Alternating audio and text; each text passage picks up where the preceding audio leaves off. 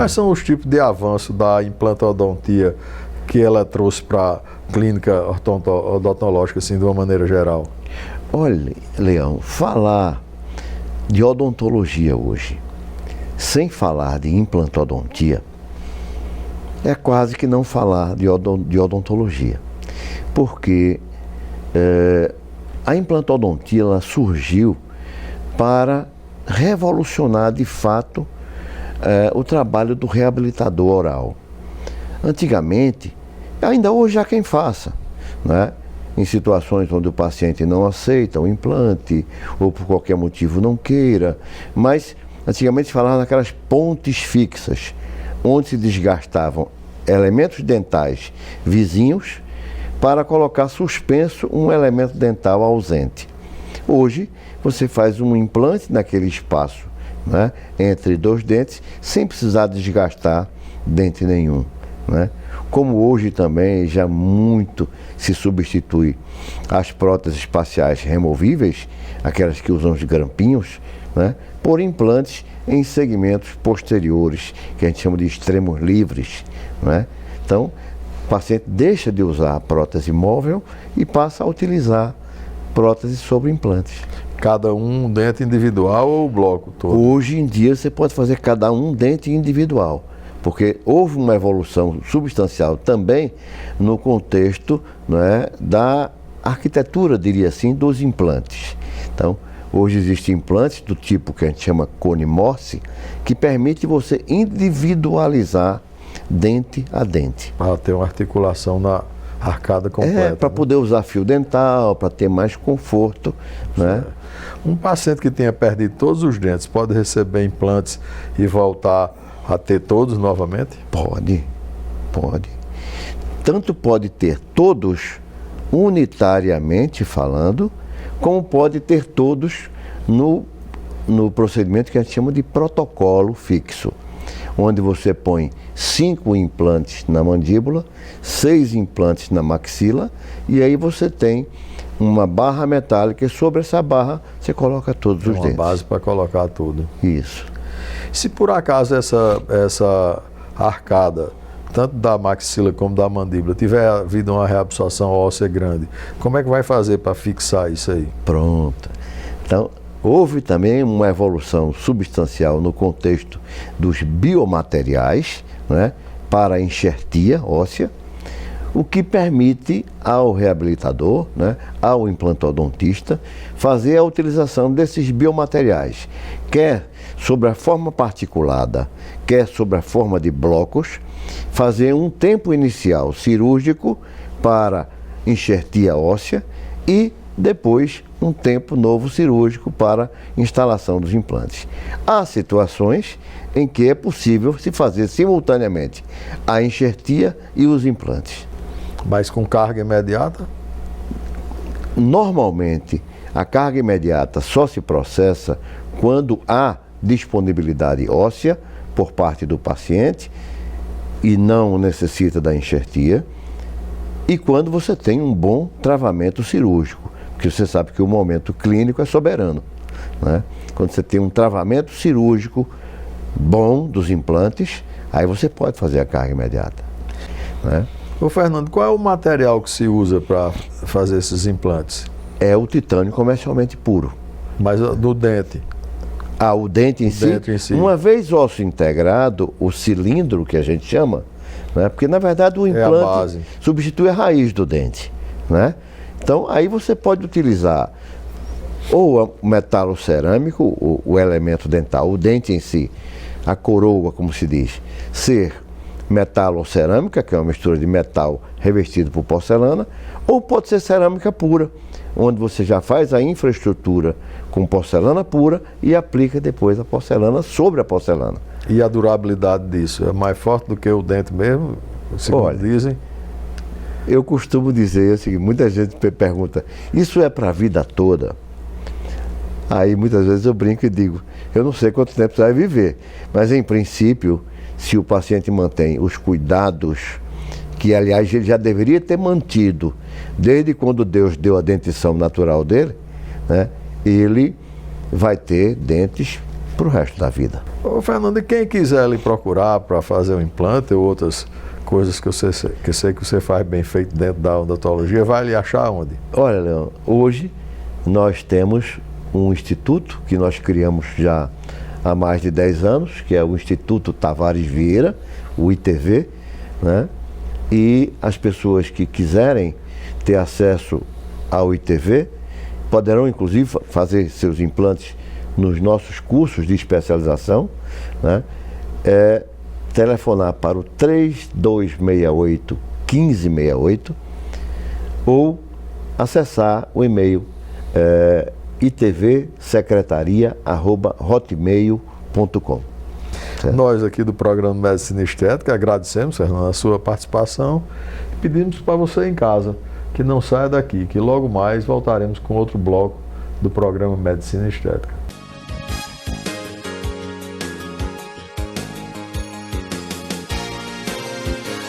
Hoje vamos falar sobre rinoplastia. A rinoplastia é a origem da cirurgia plástica. A cirurgia plástica foi descrita em papiros egípcios há 3.000 anos antes de Cristo, se falando já em reconstruções nas mulheres adultas, onde eram amputados os narizes por castigo. Então, algumas pessoas, no caso da época, os açougueiros, os barbeiros, começaram a fazer essas reconstruções com retalhos da testa. E daí nasceu a cirurgia do nariz, com o aspecto reparador e depois com o aspecto estético. A gente, cirurgião plástico, trabalhou muitos anos em cima disso. Há uns 30 anos atrás se começou a fazer a exocirurgia. O que é exocirurgia? A cirurgia do nariz feita aberta, porque a cirurgia que Joseph preconizava era uma cirurgia toda fechada, trabalhada tudo por dentro do nariz. E a exocirurgia não, a gente abre, levanta e reposiciona as estruturas, tanto tirando alguma coisa que esteja sobrando, como também adicionando quando se faz os enxertos, tanto cartilaginosos como ósseo. Então, é uma cirurgia onde eu tenho uma experiência muito grande, já tenho em torno de 3.000 casos operados de nariz, então, isso tanto na aberta como na fechada. Tenho uma experiência muito maior na fechada do que na cirurgia aberta. E os resultados são normalmente bastante satisfatórios. É uma cirurgia que você deve escolher o seu cirurgião com cuidado, ver uma pessoa que seja bastante treinada, que tenha habilitação na Sociedade Brasileira de Cirurgia Plástica e não fazer com qualquer pessoa, até porque essa cirurgia, apesar de ser no rosto e haver invasão de algumas especialidades dentro da cirurgia plástica, ela é recomendada a ser feita pelo cirurgião plástico, certo? Quando existe alguma parte funcional, aí sim, o otorrino entra para fazer o tratamento da respiração, que seria, no caso, a parte funcional. E muitas vezes o nariz ele é defeituoso, ele é torto, porque tem um desvio de septo. É como se o alicerce de uma casa fosse torto. Então, o alicerce sendo torto, isso vai até a parte do telhado, que no caso seria a parte externa do nariz. Então, essa associação da cirurgia plástica com a otorrinolaringologia, isso aí faz com que a gente tenha um resultado muito mais satisfatório, porque cada um especialista vai trabalhar dentro da sua área. E isso aí vai trazer, além de um conforto maior, um resultado muito melhor para o nosso paciente. Isso é a cirurgia de nariz. A cirurgia que pode ser rápida, dependendo do caso, e também pode ser uma cirurgia demorada, em torno, às vezes, de 20, 30 minutos, e pode também se levar até 3, 4 horas, quando são as cirurgias de adição. No caso, a pessoa tem um nariz pequeno e vai fazer ele maior, aí tem que botar enxerto, é uma cirurgia muito mais demorada. Já quando o nariz ele é grande, o nariz adunco, que tem que tirar só uma giba, a gente pode trabalhar isso aí com mais rapidez e, inclusive, podendo fazer essa cirurgia fechada. A fechada ou aberta não é vantagem nenhuma e, inclusive, também 10, 20, 30 minutos a mais ou menos numa cirurgia não vai fazer diferença. Faz diferença sim, um resultado bom. Não adianta de nada você operar rápido e a cirurgia não ficar boa.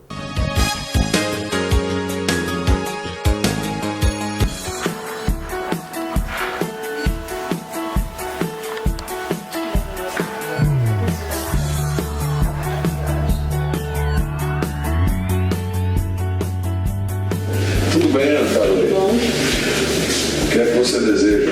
eu desejo diminuir um pouco os seios, porque está incomodando muito coluna, no estudo, eu passo muito tempo escrevendo também. Está incomodando um pouco a coluna. No período pré-menstrual dói, não? Dói. Tem muita dor e que área mais ou menos? Antes. Nessa, na área lateral. Isso. Quantos anos você tem, Ana? 22. 22, né? Você tomou uma pílula anticoncepcional? Não. Nunca tomou? Já tomei anteriormente, acho que faz uns 2 anos. Já fez algum tipo de tratamento para ver se parava a mão de crescer? Não? Não, nenhum. Na verdade, foi devido a um tratamento antialérgico. Que começou a ter esse crescimento. Isso. Na família não tem ninguém não, assim, que tenha uma bem grande. E na sua família tem algum caso de câncer de mama? Não. Tem não. Você, quando criança, teve alguma doença grave, hepatite, pneumonia? Nenhuma. Ok. Vamos dar uma examinada para ver como é que é a sua mama e o que é que a gente pode fazer no sentido de lhe dar um conforto maior através da cirurgia. Certo. Você vê que é bastante pesado. É uma mama que, apesar de estar caída, ela é dura. Mas você está com um pouquinho de sobrepeso. É muito importante que você perca aí, pelo menos na faixa de uns 5 a 6 quilos, para que você, depois de operado, não se entusiasme com o volume da mama mais bonita e perca. Isso vai fazer com que ela fique flácida.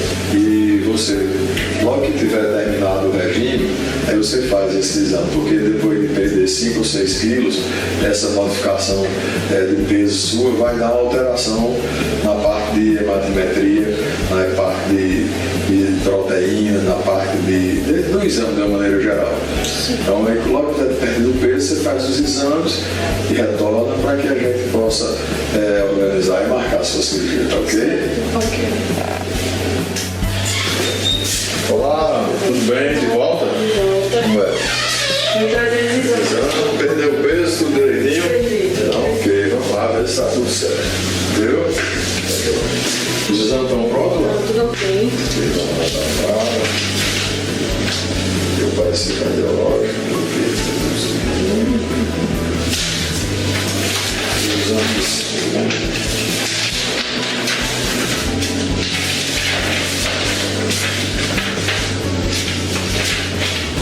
Tudo certo? Alguma pergunta sobre a cirurgia? Não, obrigado. Já sabe, tudo certo? Já, tudo ok. Então tá agora. Estou aguardando no hospital agora, viu? Certo, até a bom? volta. Tá, se Deus quiser.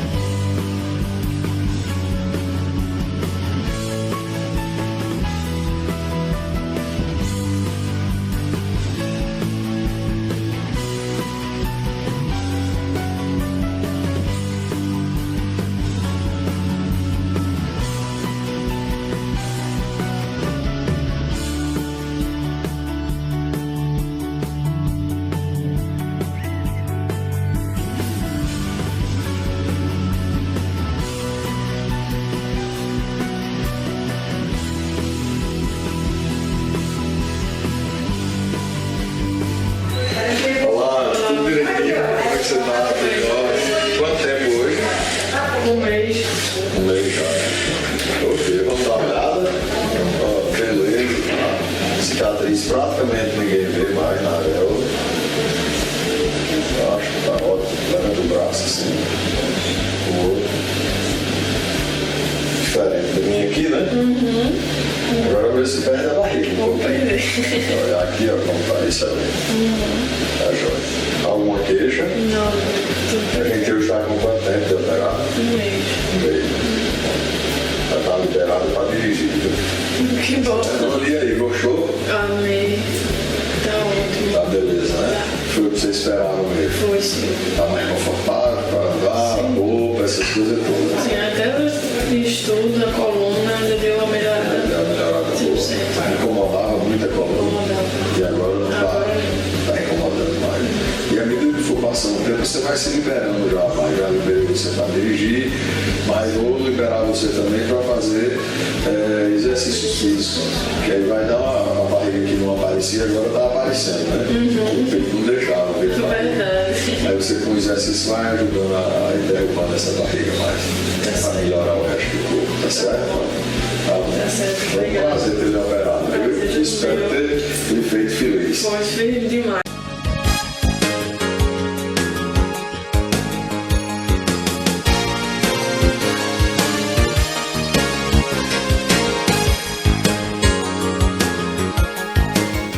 Hoje nós vamos falar sobre lipoaspiração.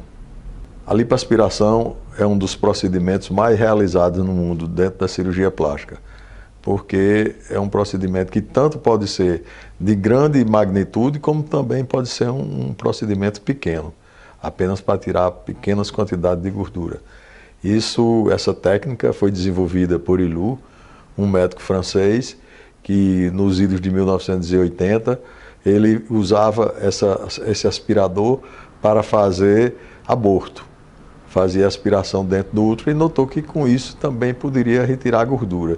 E começou a fazer esse procedimento, que já era um método que tinha tentativas com outros tipos de lipoaspiração. Inclusive aqui em Pernambuco, teve um colega que foi o precursor dessa lipoaspiração nesse tipo no Brasil. Ele trouxe esse método da Itália. Esse médico pernambucano, o Dr. Frederico Henriques, ele trouxe essa máquina da Itália e começou a trabalhar isso aqui.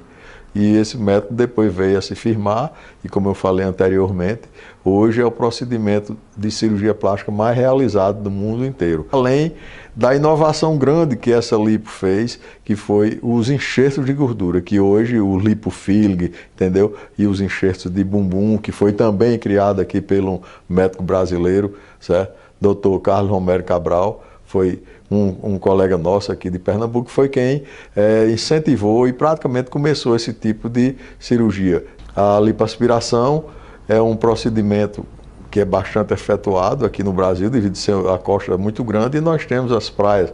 E agora chegando o verão, bastante pessoas vão procurar esse procedimento para tirar as gorduras que foram acumuladas durante o inverno, com os churrascos, com as bebidas, e agora querem exibir seus corpos magnânimes aí no sol do verão pernambucano e nessas costas do Brasil inteiro. Então, venha, nos procure, que nós fazemos alguma consulta para mostrar qual é a realidade e o que é que se pode ser feito com a lipoaspiração.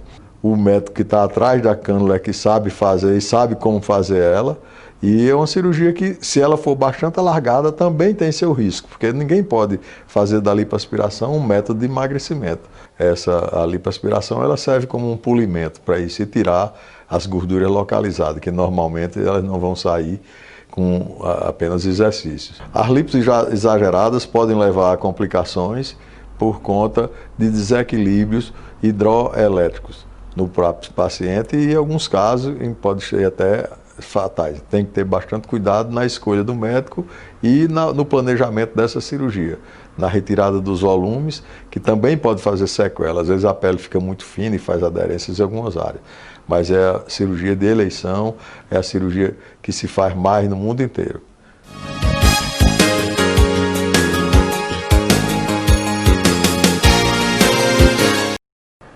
Boa noite, telespectador.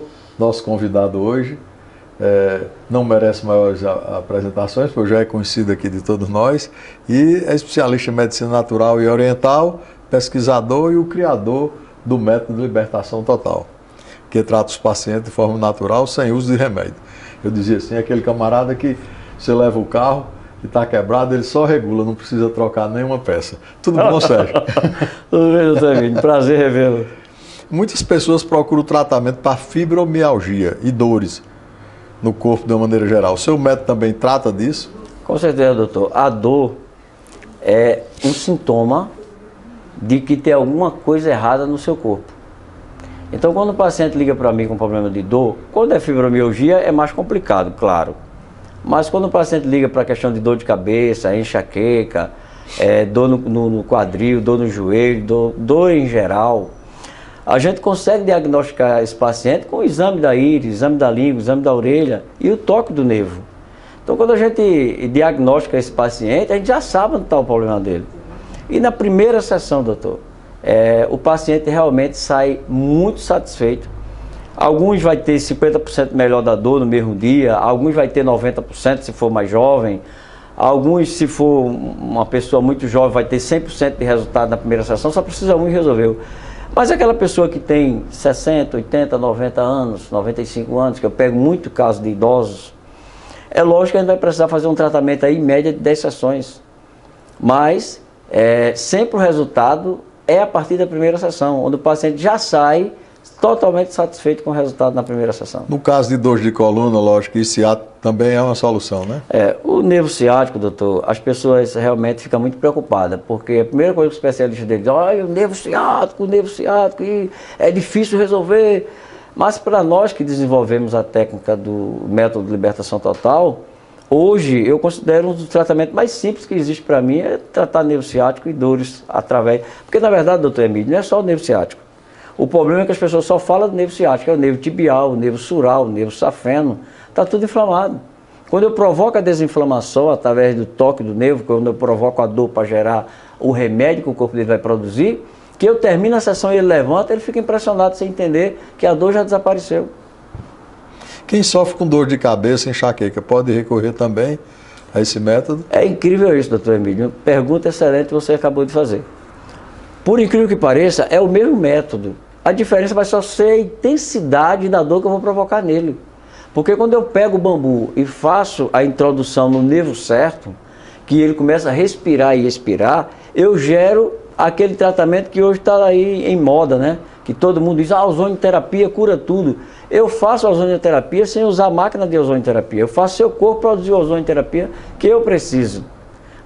Foi difícil desenvolver isso. Que ele precisa. Que ele precisa. Foi difícil desenvolver? Foi. Eu fiz experiência durante muitos anos na minha vida. Mas hoje eu consigo fazer isso com a maior facilidade. Como a vida nas grandes cidades é uma doença muito frequente, as alergias, certo? Como é que você trata? Principalmente, eu acho que nas crianças que são mais susceptíveis a esse tipo de doença. É verdade. A gente pega muito caso, doutor, de criança com alergia, mas a gente pega muito caso de idoso com alergia. É sempre assim. É mais para idoso, de 60 a 90, e criança entre 6 meses, 1 ano, até 8 anos, 9 anos, 10 anos de idade. Sempre nessa faixa etária. Mas assim, o resultado no idoso é fantástico também. Mas é incomparável, doutor. Tem paciente, eu já tratei um bebê com 1 ano e 2 meses, que ele tinha uma alergia que era o seguinte, toda vez que ele comia, ele vomitava. Então, a mãe dele me falou, olha, doutor, não aguento mais, a gente comprar uma lata de leite para ele, que custa R$400.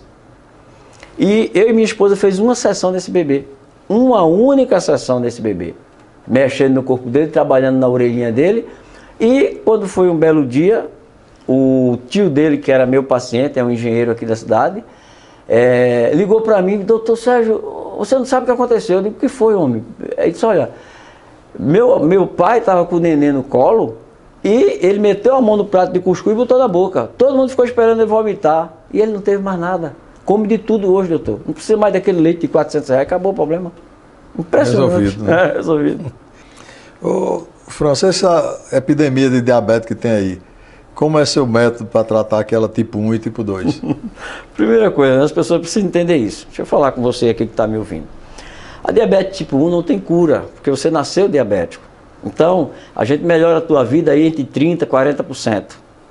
Mas a diabetes tipo 2 é totalmente reversível. Porque a pessoa ficou diabética porque ingeriu o que não deveria ingerir.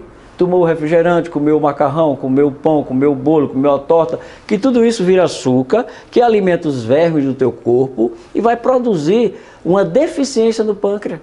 É tanto verme no teu pâncreas, contaminando o teu pâncreas, que a circulação não funciona mais. Então eu tenho que fazer um trabalho de desintoxicação metabólica, tenho que fazer um trabalho de vermífugo e tenho que fazer um trabalho com lactobacilos. Eu não posso dizer muita coisa, doutor, porque aquilo que eu criei e desenvolvi, se eu contar, as pessoas acabam entendendo e acabam querendo imitar. Então eu gosto de dar a dica, mas deixando bem claro, o diabético tipo 2 tem cura. O diabético tipo 2 vai ter uma mudança de vida, uma qualidade de vida fantástica. Marca uma consulta conosco, conversa antes com a gente. Depende você só vai dela querer. Quando o paciente quer, doutor, tudo é possível. Os casos de hipertensão, quais as melhoras que o seu método oferece? Inclusive, só para concluir a história do diabetes, eu tenho lá um paciente diabético que está lá testemunhando no nosso Instagram e no nosso YouTube, que está totalmente livre do diabetes. E a hipertensão também, mas, perdão, a pergunta novamente, doutor? A hipertensão. A hipertensão. Veja, doutor, é a mesma coisa. A pessoa ficou hipertenso porque ingeriu o sódio, que é esse sal refinado que tem no supermercado, que vem na pizza, vem no pão, vem no bolo, vem naquele almoço que você comeu ali na churrascaria, etc. Quando eu introduzo no alimento do meu paciente o sal rosa do Himalaia, que tem 68 minerais, olha só que notícia maravilhosa, 68 minerais. O meu corpo precisa desse minério que é extraído do vulcão. No Brasil não tem vulcão. Então isso faz uma carência enorme na minha vida. Quando eu pego um paciente hipertenso e começo a tratar a vida dele, eu faço aquela sangria dos dedos, da orelha, do ápice, e começo a mudar a vida desse paciente, também vou ter que mudar a alimentação dele, é claro. Lógico. E esse paciente, em alguns meses, doutor, ele vai fazer o exame e ver que não precisa mais tomar medicação nenhuma para hipertensão, porque ele deixou de ser hipertenso. Tudo é reversível desde que a gente faça. Mas tem que restringir de uma porção de alimentos também. Com certeza. O pai da medicina, nosso amigo, disse o que pra gente? Seja o teu remédio o teu alimento, e o teu alimento seja o teu remédio. Não adianta a gente tratar o paciente sem melhorar a qualidade de vida dele como um todo. Sérgio, deixa seu contato aí para quem quiser lhe procurar, saber onde lhe encontrar. Pessoal, você pode falar comigo direto pelo 9222-0030. E você também pode ver na minha rede social aí, Dr. Sérgio França, né? Dr. Sérgio França, você escreve Dr. E no meu YouTube também. Você vai lá, paciente que tinha câncer, paciente que tinha diabetes, hipertensão, paciente que sofria da coluna, paciente depressivo, paciente que tinha dor no corpo todo, fibromialgia, paciente que tinha problema no nervo ciático, coluna e etc. E hoje não tem mais. Agradecendo a você. E você em casa, continue conosco. Logo mais voltaremos com outro bloco de Medicina Estética.